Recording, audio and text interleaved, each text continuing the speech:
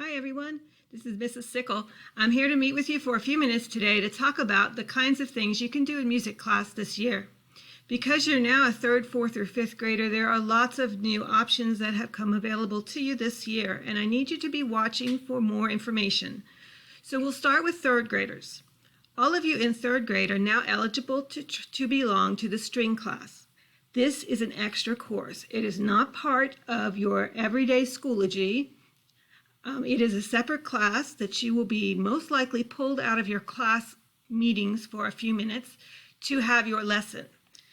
So strings can be instruments such as the violin, the viola, the cello, and the string bass. I don't believe Mrs. Burrows offers string bass to 3rd graders. Mrs. Burrows is our strings teacher, and she'll be sending you more information about how to sign up for these courses. Remember, they are extra courses, and they do require you to practice your instrument at home. Practicing at home is the best thing you can do to help yourself learn to play. You will need an instrument for these classes. You don't need to run out and buy a violin or a viola. You can go to the music store with your family and rent one. Please go with your parents when they do this, because these instruments come in different sizes, depending on how long your arms are.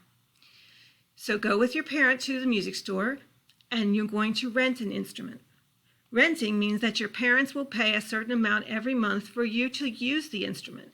It will not be yours. It will still belong to the music store, but you'll be borrowing it for the school year.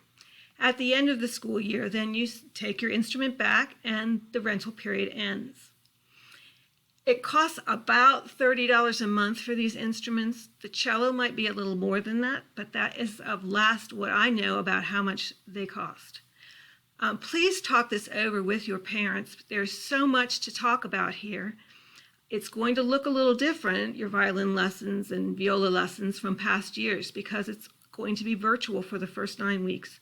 But Mrs. Burrows has a plan, and she'll lay that plan out for you and let you know how this is going to work. Please forward any questions you might have to Mrs. Burrows on her Evergreen website, on her Evergreen email address. 4th graders. Now that you're in 4th grade, you can do strings. Many of you did last year, and I encourage you to continue that. But you can also do band. Now, band is a whole other thing. Band requires certain instruments again, but there's a lot more to choose from. You have the flute, the clarinet, the saxophone, the trombone, percussion, which means you would play bells in 4th grade, and snare drum in 5th grade. Those instruments, including the baritone horn, are taught by Mr. Romano. Mr. Romano will be getting in touch with your classes through probably a video much like mine. He will get information from you. You will need to rent an instrument like strings, so you go to your music store. Unlike the string instruments, band instruments do not come in different sizes. They come already grown-up size. So if you're very short, you might not want to choose the trombone. So talk this with your parents and think about it hard, because it does require extra work outside of your Schoology work. 4th grade can also start chorus this year. Mrs. Gass will be teaching chorus, and again, she'll be sending out information about how to become part of that group.